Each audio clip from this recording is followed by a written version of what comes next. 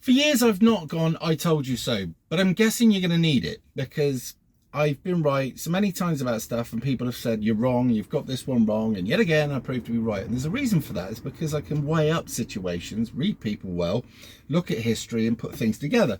Now, I'm not the brightest person in the world, but I'm not neither the most stupid. And I don't fall for a lot of things because since I've been in this movement, I've seen a lot. Now, Richard Tice, this is a toff pretending to be right-winged, pretending to serve the right-leaning people of this country, but actually he is no more than a plant. Okay, this is paid opposition. This is giving you a belief that you actually have something credible to vote for that's different to the mainstream. What would actually happen is if they actually got into any great sense of power, they will all of a sudden melt back into what you've had before. Now, he said that he doesn't like Tommy Robinson or his bunch, his group, his sort, his like, the people that support him. Bearing in mind just how many of you supported Richard Tice and supported Tommy Robinson, and you thought they were both talking on the same page because they both said two-tier here, etc, etc, etc. This man, okay, just because he is paid opposition does not necessarily mean he has to align himself with anybody else. So he will now be against everybody who stood on the stage. So Fox, Hopkins, okay, Martusi, Richard Inman, Danny Tomo, and numerous other people that have ever got up on the stage, right? He'll be against them. Then he'll be against everybody that came out and supported. It's almost as if the sort of working class people that won't be hoodwinked, that actually ask questions and that actually show up to be proactive, those are the people he doesn't want, because he knows that you'll see through his thin veneer right through to the layer of shit that lays underneath it. Now, I've been telling you about this group. I've been telling you that enough about paid opposition. I've told you that they'd never actually do anything, or you're not fucking welcome in their group.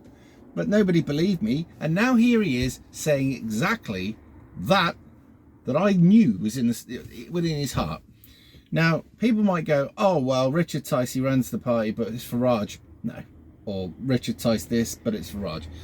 Both of them are both self-appointing, right, career-driven sociopaths that are interested in how much they can make out of it, who they can see out of it, how famous they can get out of it, and where this will project them to, i.e. a higher place, whilst literally stepping on the toes of and shitting on and pissing on everybody they meet.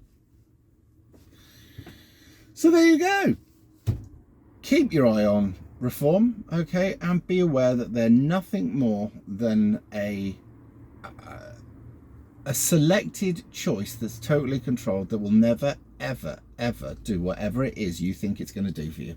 All they're going to do is make you believe that there's somebody there for you, when in truth there isn't. All right, I'm sorry to give you that news, but at the end of the day, I'm not going to have you going around living in some altered state where you think actually there's people out there that will do the right thing if they get into power. They don't like you. You're common. You're low rent to them. Not me, them. To them, they wouldn't want to be around you any amount of time. Can you remember when, what was his name? The Scottish one from Labour that got in for about 10 minutes in power. And he had an open mic and some woman went to question him, just a working class woman. And he went, don't let anybody like that near me again. I don't want anybody like that getting to me. And what it was, while he'll put this fake smile on, he wasn't very good at acting, by the way. While they'll put that fake smile on, they've been polished and they've been told how to behave. Truthfully, they think you're scum. Really do. Most politicians, if not before they got into these positions, certainly after they've been in the club for a while, and they've had their eyes open to exactly what the people in that club think, how they act, and what you are. Because you're a massive threat to them. Because if you ever really, truly found out exactly what they think of you and what their plans were, well, God knows what would happen. And they're aware of that. So they're nice to your face, they're nice on TV, they say the right things, and all they do is they lead this country further, further, and further into abyss, whilst pretending that the fault is either with you, or the people before, or somebody else. But not them. There you go. I just thought I'd point that out to you. Mull on it, and a lot of what other things I've said, because at the end of the day, I don't say things to upset you. That's not my opinion, or that's not my reasoning. I don't do that for that. But I'm not going to have you live in some sort of delusion where you think that certain groups or individuals or parties or whatever it is are basically good when they're not. Sorry, I'm not going to lie to you. And if this means you end up feeling hopeless out there, you're not. But what you're doing by following false prophets, false idols, or false whatever you want to call it, see the video I've just done before this, is basically leaving you impotent, useless, and you're wasting your time. There's plenty more that you could do that you don't realise, and this is just by getting people to talk openly without being cowards. But see the video before. Anyway, I'm going to sit here and wait until somebody with a big enough machine can actually unload this thing, because it's rather heavy, and I'll speak to you in a bit.